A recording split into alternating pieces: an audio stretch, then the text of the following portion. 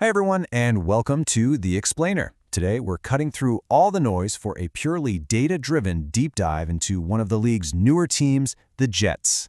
We're just going to let the numbers tell the whole story. So, let's jump right in. So picture this. The Jets show up in Season 3, a brand new team on the block, and what do? They go and win a championship right out of the gate. It's pretty incredible, right? And that's really the big question we're going to tackle today. How on earth did they pull that off? What's the secret sauce here? Well, the answer, like it so often is hiding in plain sight. It's all in the data.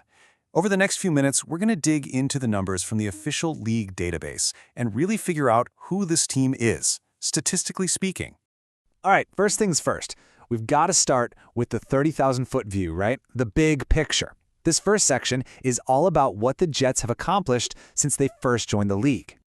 Okay, let's get the basic numbers out of the way. So they've played 25 matches in total. Out of those, they've got 13 wins and 12 losses. That gives them a 52% win rate. Now, that might seem simple, but it tells you something really important right away. This is a team that wins more than it loses. They're competitive. And here's a great way to see that. 52% might not sound like it'll set the world on fire, but in a league this tough, winning more than you lose is the first sign of a really solid team. It shows they're consistent and they know how to get the job done. But this is the number that really makes you sit up and pay attention. Just one. But it's a big one. A trophy.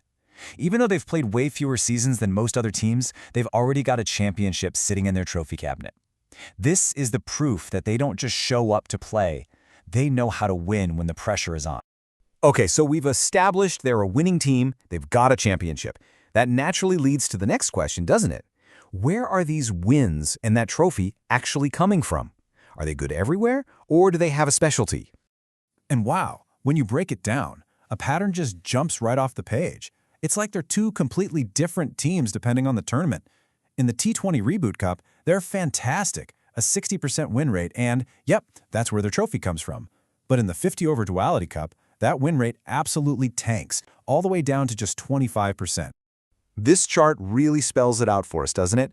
Look at the two T20 tournaments on the left. Reboot Cup at 60%, BBL at a very strong 56%, but then look at that huge drop for the 50 over Duality Cup, way down at 25%.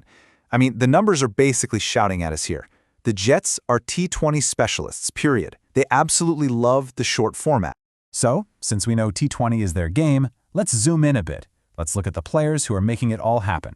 And where do you start in T20? You got to start with the batting, the guys putting runs on the board. Okay, take a look at the core of their batting unit here. The first thing that really stands out to me is just how consistent they are. It's not a one-man show.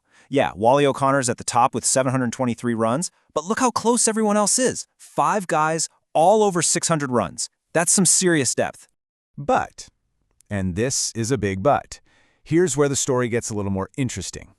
A player's batting average tells you how many runs they score, on average, before they get out. Higher is always better.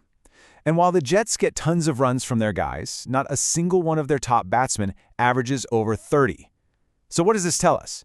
It suggests they have a really solid, reliable batting lineup, but maybe they're missing that one explosive, game-breaking superstar who can just take over. All right, so if the batting is solid but maybe not spectacular, where's that T20 magic coming from? The answer, and I mean the real identity of this team, it's all about the bowlers. I mean, just look at these numbers. Seriously. Remember, for bowlers, the average is how many runs they give up for each wicket they take, so you want this number to be as low as possible. And the Jets, their numbers are just ridiculously low. Evan Rocha is leading the way with an unbelievable 6.34 average. And to really hammer this home, this next slide says everything you need to know. See, in pro cricket, anything under 10 for a bowling average is considered totally elite, world-class stuff. The Jets, they don't have one guy at that level. They have 4 of them. That's the engine room of this team right there. It's a dominant, suffocating bowling attack. And this number right here, this is the absolute peak of that dominance. Evan Rocha's 6.34. That's not just good. It's not just elite. That's one of the best averages in the whole league. When you have a bowler who is that good, it puts your team in a position to win almost every single time, especially in a fast game like T20. Okay, so we've looked at the win-loss record, their tournament performance, the batters, the bowlers. Let's put all the pieces of the puzzle together and give our final verdict on who the Jets really are. So, after all that, what have we figured out?